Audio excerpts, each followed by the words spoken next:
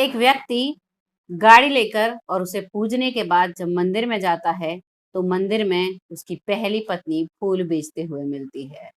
देखकर वो हैरान हो जाता है। आइए जानते हैं कि किस कारण से वो पहली पत्नी फूल बेचती है और किस कारण से वो उस पत्नी को तलाक देता है। नमस्कार, मैं महक चौधरी आज आपके सामने एक ऐसी कहानी लेकर आई हूँ जिससे आपको सीख मिलेगी कि जो होना है वो भगवान करता है। मदन नाम का एक लड़का होता है जिसकी छोटी उम्र में शादी होती है। शादी एक लड़की से होती है जिसका नाम होता है मंजू। मंजू जो कि वैसे तो बिल्कुल ठीक-ठाक होती है कैरेक्टर वाइज़, लेकिन जब वो मदन जो है वो अपने छोटे बहन-भाइयों को पढ़ाता है, लिखाता है, तो वो उस पैसे को वेस्ट बताती है। वो कहती है कि तुम अपने छोटे बहन-भाइयों पर पैसे खर्च मत किया करो, ये सब पैसा वेस्ट है। अपने लिए बचाओ, अपने लिए इकट्ठा करो। इस बात का मदन को बुरा लगता है और इसी बात पर उनके घर में ज़्यादातर लड़ाइयाँ हुआ करती हैं। और इसी बात से रूठ कर अब जो मंजू है वो अपने मायके चली जाती है। लगभग 2 साल तक मायके में रहने के बाद उसकी कोई भी खोज खबर नहीं लेता है मदन। इस बात से वो बहुत गुस्सा हो जाती है और उसी दौरान एक लड़के से उसकी बात होने लगती है जिसका नाम होता है सुरेश। सुरेश से वो बात करने लगती है। बात के साथ-साथ उससे मिलती भी है और अब उन दोनों में प्यार हो जाता है। और प्यार के चलते अब वो उसे उसके साथ घूमने भी जाती है और जब घूमने जाती है, अब जो सुरेश है वो कहता है कि ऐसे कब तक हम रहेंगे, चलो कहीं भाग चलते हैं और मंजू और सुरेश अब भाग जाते हैं।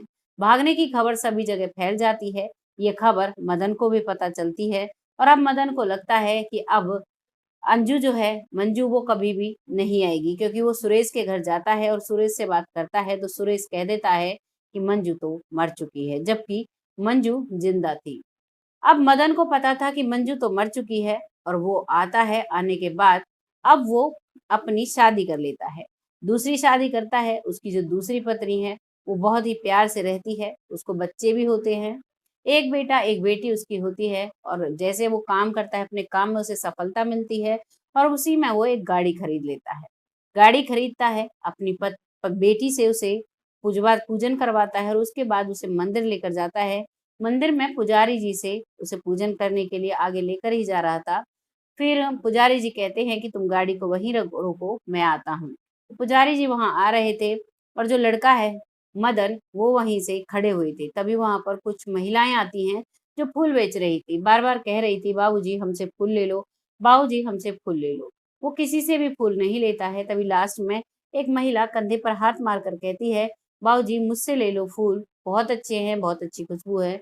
वो आवाज़ सुनते ही उसे जानी-पहचानी लगती है और वो पलटता है, पलटकर देखता है तो उसकी पत्नी मंजू वहाँ पर थी और मंजू भी उसकी तरफ देखकर वहाँ से आगे बढ़ जाती है। दोनों एक-दूसरे को कुछ नहीं कहते हैं। मंजू सोच रही थी कि क्यों इसकी अच्छी भली गृहस्थी में आग लगाना है, इससे बात करना और यहाँ पर मदन भी चुप रहता है क्योंकि उसे लग रहा था कि मेरी दूसरी पत्नी को बुरा लगेगा। दोनों चुप रहते हैं, गाड़ी का पूजन होता है। दूर से ही मंजू देखती रहती है और खुश रहती है कि चलो, ये तो अपनी ज़िंदगी में सही से रह रहा है। और वहाँ से अब मदन चला जाता है, बच्चों को घर छोड़ता है और अपनी पत्नी से कहता है, मुझे कुछ काम है ऑफ़िस का, मैं अभी आ रहा हूँ और वहाँ से सीधा वो मंदिर पहुँचता है। मंदिर में उसे उसकी पत्नी मंजू मिलती है, उससे कहता है कि तुम तो मर गई थी। उसने बोला था, मैंने सुरेश से पूछा था जब तुम सुरेश के साथ गई और सुरेश जब वापस आता है तो वो कहता है कि वो तो अब इस दुनिया में नहीं है। इसी वजह से मैंने दूसरी शादी कर ली। तो मंजू कहती है कोई बात नहीं, हमारे तुम्हारे नसीब में जुदाई ही थी। अब जो हुआ वो हो जाने दीजिए, मैं अपना गुज़ारा यहाँ पर सही से कर लेती हूँ। फूल बेचकर 2 वक़्त की रोटी तो मुझे मिल ही जाती है। क्योंकि जो काम मैंने किया था, जो कृत्य मैंने किया था उसके बाद मेरी हिम्मत नहीं हुई मम्मी-पापा के पास जाने की और मैं यहीं पर अपना गुज़ारा किया करती हूँ। क्योंकि मेरी वजह से मेरे माता-पिता की इज़्ज़त ख़राब हो गई, उनकी गर्दन सर से झुक गई थी शर्म से। इसी वजह से मैं यहीं पर रहती हूँ, मैंने किसी को भी नहीं बताया। अब ये सारी चीज़ें सुनता है, मदन कहता है कि मैं तुम्हें यहाँ नहीं रहने दूँगा, चलो तुम्हें मैं अपने साथ रखना चाहता हूँ। मंजू मना करती है कि तुम्हारी गृहस्थी अच्छी भली है, बिगड़ जाएगी मुझे ले जाने से, लेकिन मदन नहीं मानता है और उसे अपने साथ गाड़ी में बिठाकर ले जाता है। गाड़ी में बिठाकर उसे एक फ्लैट पर लेकर जाता है। फ्लैट जो मालिक है वो कहता है कि भाई, क्योंकि वो फ्लैट मालिक उसे जानता था, वो कहता है कि भाई तुम ये क्या कर रहे हो? तुम भाभी जी को धोखा दे रहे हो। तभी मदन उसे समझाता है और कहता है कि ये मेरी पहली पत्नी है। और मैं इसे यहाँ रख रहा हूँ, इसका खर्च मैं उठाऊँगा। मेरा इसके प्रति कुछ फर्ज़ बनता है। हमारा 7 साल पहले हम शादी के रिलेशन में रहते थे। अब थोड़ी-सी कुछ प्रॉब्लम आ गई थी, ये अलग रहती है और मैं अलग रहता हूँ। मैं इसे अपने सहारे रखना चाहता हूँ, क्योंकि ये सबसे रिश्ता तोड़ चुकी है। इस बात पर भी फ्लैट मालिक नहीं मानता है, तभी मदन उसको जो बताता है, उसे सुनकर फ्लैट मालिक मान जाता है। वो बताता है कि जो मेरी दूसरी पत्नी है, उसे यूट्रिस्ट में कैंसर है। उसका कैंसर का इलाज चल रहा है। आज नहीं कल तो उसे इस दुनिया से जाना है। मेरे बच्चों को ये सँभाल लेगी, मुझे इसका पता है और मेरी इससे पहले शादी भी हो चुकी है। कृपया करके तुम इसे कुछ दिन के लिए यहाँ रहने दो। तो वो फ्लैट मालिक मान जाता है और उसे उसी फ्लैट में रहने देता है। वहीं पर कभी-कभार वो आ जाया करता है और उसके सारे खर्चे वो उठाया करता है।